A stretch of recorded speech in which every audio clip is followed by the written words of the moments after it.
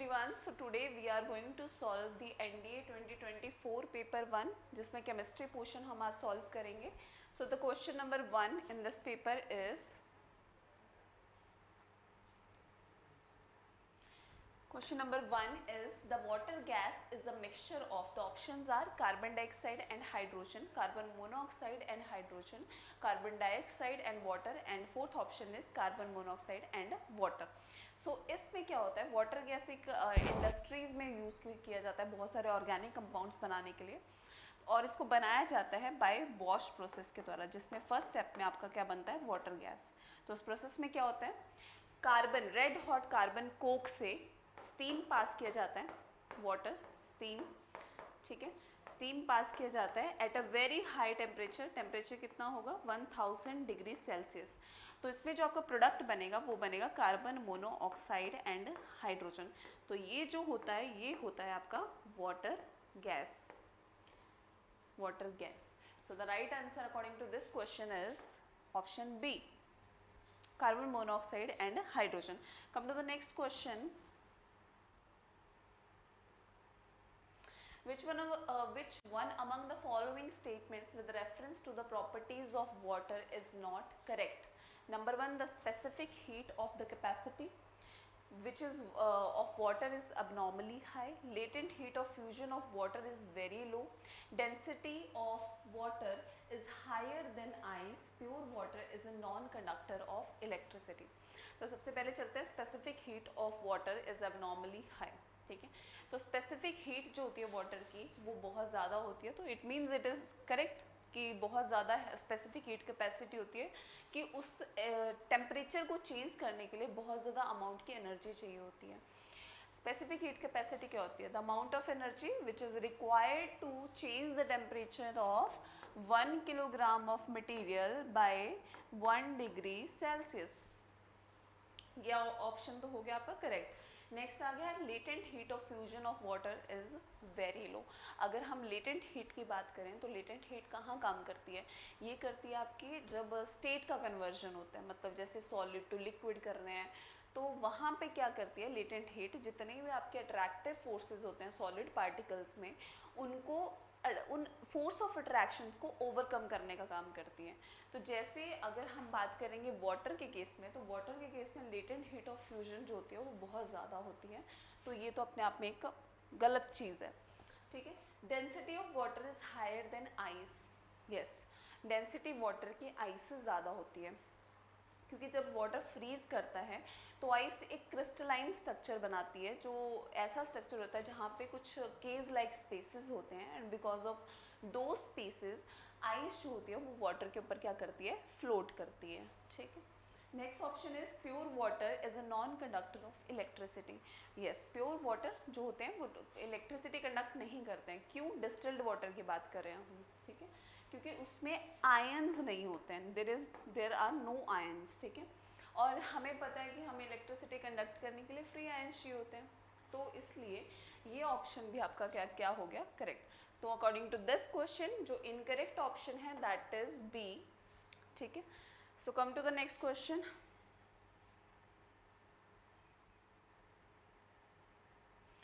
Which one among the following compounds has a sweet and fruity smell? Number 1 is ethyl alcohol, acetic acid, ethyl acetate and acetophenone. So come to the first option, ethyl alcohol, जिसको ethanol भी बोलते हैं, and the formula of this is, ठीक है, CH3CH2OH. ठीक है, this is the formula of ethanol, CH3CH2OH. अब ये जो आपका कंपाउंड होता है this is the component of the alcohol beverages. तो एल्कोहल बेवरेजेस में जैसे आपकी एक स्मेल आती है एल्कोहल्स की, वो वैसी ही स्मेल होती है इसकी. बोल सकते हैं कि वाइन लाइक ऑडोर होती है. ठीक है, वाइन लाइक ऑडोर होती है. अगर हम एसिटिक एसिड की बात करेंगे तो फॉर्मूला ऑफ एसिटिक एसिड है CH3COOH. ठीक है, और इसकी जो स्मेल होती है एसिटिक एसिड की that is a pungent and vinegar like smell. Vinegar like smell. And come to ethyl acetate. The formula of ethyl acetate is CH3COO CH2CH3. ये क्या होता है? ये होता है एक एस्टर, ठीक है। एस्टर जो कि आपका परफ्यूम्स में एंड फ्लेवरिंग्स में यूज़ किया जाता है, और इसकी जो स्मेल होती है that is fruity and sweet smell होती है, ठीक है। Next come to acetophenone. Acetophenone का स्ट्रक्चर कैसा होता है? बेंजीन, बेंजीन के ऊपर C double bond O CH3, this is your acetophenone. इसकी स्मेल भी फ्रूटी स्मेल होती है पर उतनी इंटेंस नहीं होती है, ठीक है। तो सो the correct option is ethyl acetate, C. Come to the next question. What is the coordination number of Na positive and Cl negative ions in NaCl lattice? So the options are 6, 1, 1, 6, 6, 6 and 5, 5. So come to first the coordination number. Coordination number क्या होता है? The numbers मतलब ऐसा number जो कि किसी भी particular atom ले लो, आयन ले लो या मॉलिक्यूल ले लो, तो उनके नेबरिंग एटम्स, उसके किसी पर्टिकुलर एटम या आयन के साथ कितने नेबरिंग एटम्स अटैच्ड हैं, वो उस एटम का क्या हो जाता है? कोऑर्डिनेशन नंबर, ठीक है। अगर हम NaCl की बात करें, ठीक है, NaCl का आयनाइजेशन करेंगे Na positive plus Cl negative. NaCl की बात करें तो NaCl का जो क्रिस्टलाइन स्ट्रक्चर होता है वो FCC स्ट्रक्चर होता है, that is face cubic crystalline structure, जिसमें आपका एक क्यूब होता है एंड इस क्यूब के 8 कॉर्नर्स पर एटम्स प्रेजेंट होते हैं, प्लस एज वेल एज उसके फेसेस पे भी एटम्स प्रेजेंट होते हैं, ठीक है, उसके फेसेस पे भी प्रेजेंट होता है। तो इस तरह का स्ट्रक्चर आपका NaCl क्या बनाता है? Crystalline structure. और उसमें आपकी Na पॉजिटिव जो होता है, हर एक Na पॉजिटिव की बात करूंगी, each Na positive is surrounded by 6 chloride ions and each chloride ion is surrounded by 6 Na positive ions. So according to this, Na positive, हर एक Na positive का coordination number क्या हो जाएगा? 6 and Cl negative का coordination number भी हो जाएगा 6. So the correct option is C. Come to the next question. Which one among the following is known as milk of magnesia? Number 1 is magnesium bicarbonate, magnesium carbonate, magnesium sulfate and magnesium hydroxide. So milk of magnesia का जो formula होता है that is MgOH whole twice, that is magnesium hydroxide. और ये जो होता है जब हम इसको पानी में ऐड करते हैं तो it forms a suspension, और उस suspension में ये क्या करता है, उस सस्पेंशन में ये क्या करता है, एक वाइट अपीयरेंस क्रिएट करता है, मिल्की अपीयरेंस, और इसीलिए इस जो कंपाउंड होता है इसको मिल्क ऑफ मैग्नीशिया कहा जाता है। और इस कंपाउंड को हम लोग क्या करते हैं, एज एन एंटासिड भी यूज किया जाता है टू न्यूट्रलाइज स्टमक एसिड, ठीक है। So the correct option is magnesium hydroxide. Come to the next question.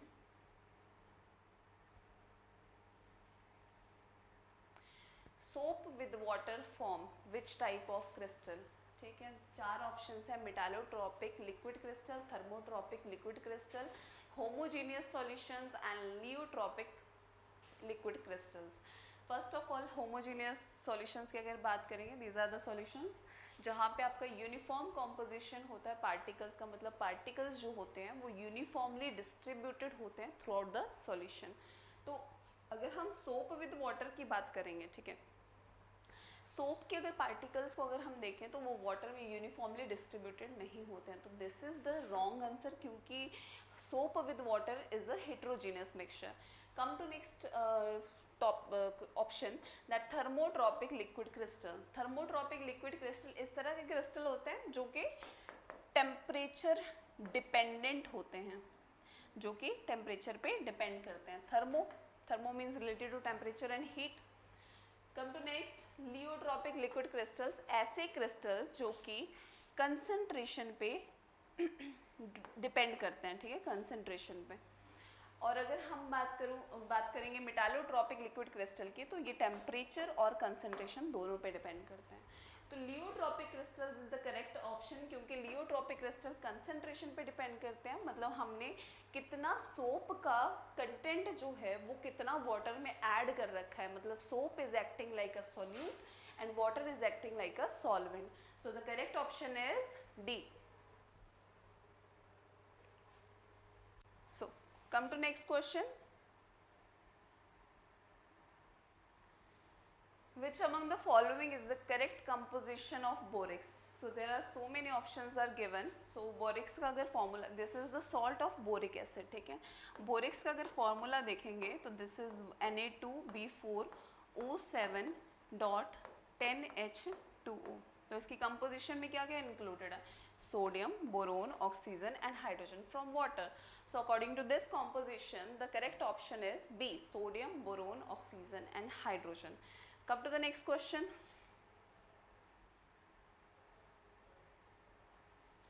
Next question is, which among the following oxides has the highest melting point? Highest melting point इनमें से कौन से oxide का होगा? Options are sodium oxide, magnesium oxide, ferric oxide and cupric oxide. So the first one is sodium oxide.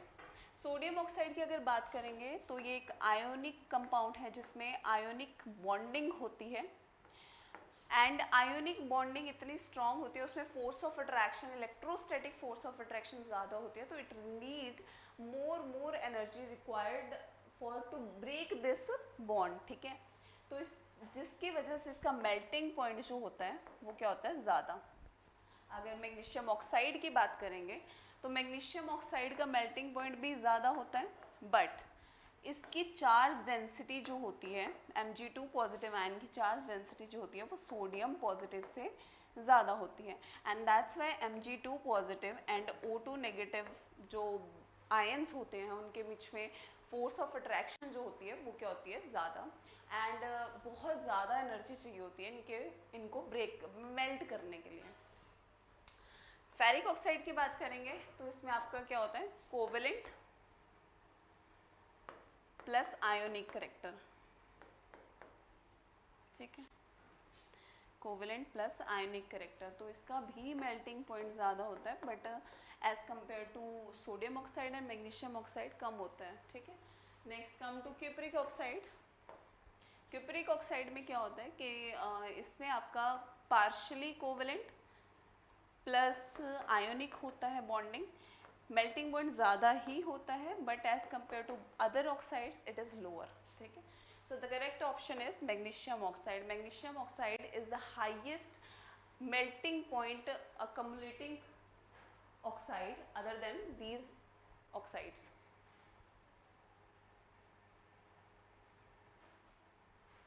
What is the oxidation state of vanadium pentoxide? V2O5.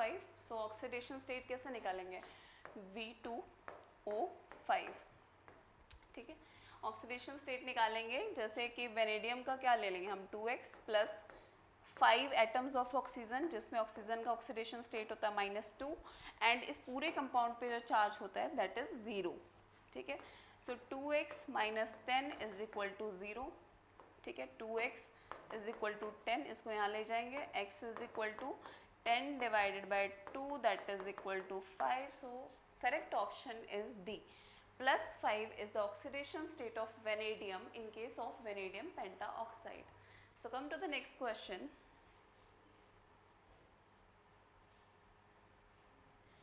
The relative atomic mass of boron, which exists in two isotopic forms, boron 10 and boron 11, what will be atomic mass इसका कितना है? 10.81, and what will be the abundance of boron 10 and boron 11 respectively consider a sample of 100 atoms, ठीक है.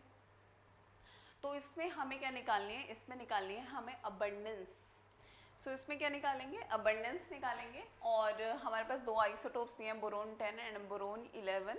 Relative atomic mass is 10.81. तो boron जो 10 है आपका, consider करेंगे उसकी अबंडेंस है x. बोरोन 11 की अबंडेंस ले लेंगे 100 माइनस x, ठीक है. और हमारे पास जो सैंपल है वो कितना दिया है? 100 एटम्स का, मतलब टोटल अबंडेंस बोल सकते हैं, ठीक है. Now the relative atomic mass formula.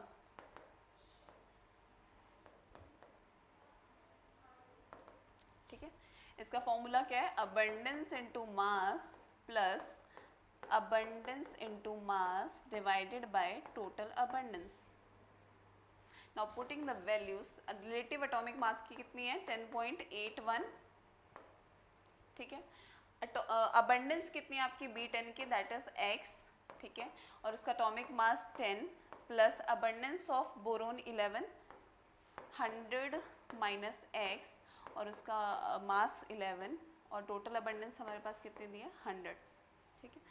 Solve करेंगे इसको, कितना आ जाएगा 10x plus 1100 minus 11x divided by 100, ठीक है.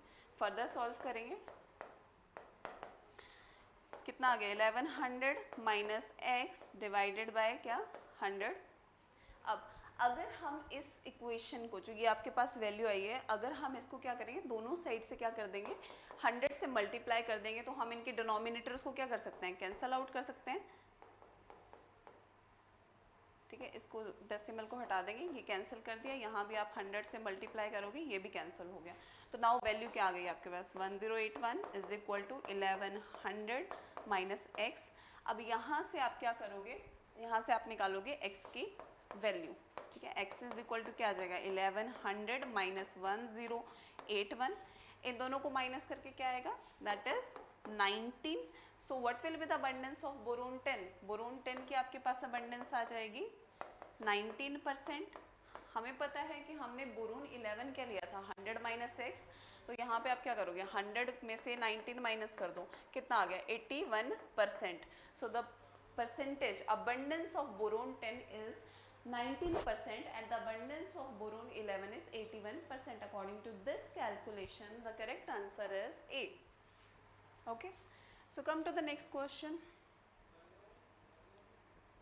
Which among the following are the essential constituents of Portland cement? Portland cement किस किस से बना होता है, ठीक है, ये बना होता है लाइम से, ठीक है, सिलिका हो गया, एल्यूमिना हो गया,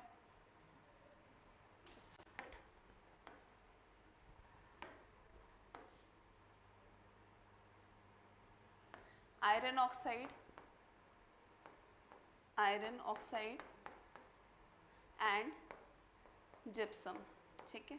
अब इनकी कितनी कितनी परसेंटेज होती है, इसमें लाइम की होती है 64%, सिलिका की 21%, एल्यूमिना होता है आपका 2%, iron oxide is 3% and gypsum होता है 1 to 4%. So lime is the major component of Portland cement.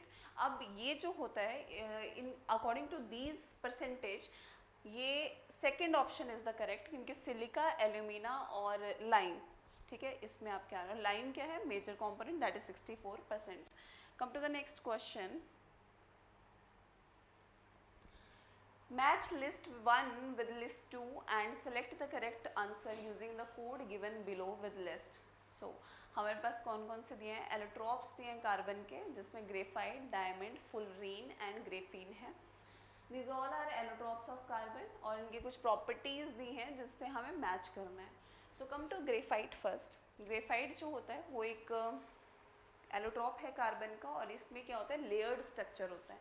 वो लेयर्ड स्ट्रक्चर ग्रेफीन्स का बना होता है, और वो जो लेयर्स होती हैं वो एक दूसरे के ऊपर क्या करती रहती हैं, स्लाइड करती रहती हैं, एंड बिकॉज ऑफ दैट इसका जो नेचर होता है सॉफ्ट एंड स्लिपरी होता है, ठीक है. डायमंड की बात करेंगे. Diamond is the hardest and natural substance and degree of hardness is very high. इसको जेम स्टोन्स में भी यूज़ किया जाता है, प्लस कटिंग टूल्स की तरह भी यूज़ किया जाता है. Come to fullerene. Fullerene is a very light and strong material, बहुत लाइट होता है और प्लस एक बहुत ही स्ट्रॉन्ग मटेरियल होता है, and because of unique property of fullerenes उसको नैनो टेक्नोलॉजी और मटेरियल साइंस में भी यूज़ किया जाता है. Come to graphene. ग्रेफीन जो होती हैं सिंगल लेयर्स ऑफ ग्रेफीन और एक लेयर्ड स्ट्रक्चर में ये ग्रेफाइट ही बनाती हैं. इन मतलब इसमें डबल बॉन्ड्स होते हैं ग्रेफाइट के स्ट्रक्चर में, और ग्रेफीन जो होता है थिनीस्ट एंड स्ट्रॉन्गेस्ट मटेरियल होता है. According to this the correct option is A, ठीक है. Next question is Which one of the following is primarily responsible for conduction of current in a metal? Conduction of current, अब मैंने आपको बताया था conduction of electricity and current के लिए हमें क्या होता है, रिस्पॉन्सिबल जो होते हैं वो free electrons and free ions होते हैं.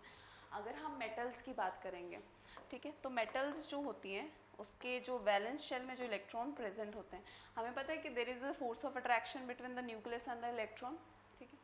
तो जितना साइज बड़ा होगा उतनी फोर्स ऑफ अट्रैक्शन कम होगी. तो मेटल्स के केस में हमें पता है कि साइज जो है वो बड़ा होता है और इसकी वजह से force of attraction electron, last वाले इलेक्ट्रॉन की बात कर रही हूँ, लास्ट वाले इलेक्ट्रॉन में और न्यूक्लियस के बीच में कम होती है, जिसकी वजह से मेटल्स की टेंडेंसी होती है इलेक्ट्रॉन्स को देने की. तो वो क्या करते हैं, मेटल्स इलेक्ट्रॉन्स को दे बॉन्डिंग में पार्टिसिपेट करवाते हैं और जिसकी वजह से जो इसके इलेक्ट्रॉन्स होते हैं इनर ऑर्बिटल्स के भी, वो भी मूव करते रहते हैं इधर उधर. एंड बिकॉज ऑफ दैट कि इनकी लेटिस में देयर इज मूवमेंट होती रहती है इलेक्ट्रॉन की, और जब आप इलेक्ट्रिसिटी पास करते हो तो वो इलेक्ट्रॉन क्या करते हैं, इलेक्ट्रिसिटी को स्प्रेड कर देते हैं पूरे एटम में. And that's why free electrons are responsible for the conduction of electricity या करंट बोल लो in case of metals. Come to next question. Which one of the following scientists mentioned that an electron in an atom could revolve in a certain stable orbits without the emission of radiant energy? So this statement was given by Niels Bohr, जिन्होंने Bohr's model of atom भी दिया था, ठीक है, model of atom दिया था, इन्होंने 1913 में बताया था दैट, ये स्टेटमेंट दी थी कि जो हमारे जो इलेक्ट्रॉन्स होते हैं वो एक सर्टेन ऑर्बिट में, स्टेबल ऑर्बिट्स में न्यूक्लियस के अराउंड रिवॉल्व करते रहते हैं. So this is all about the NDA 2024 exam chemistry portion. I hope you have got all the answers of the questions.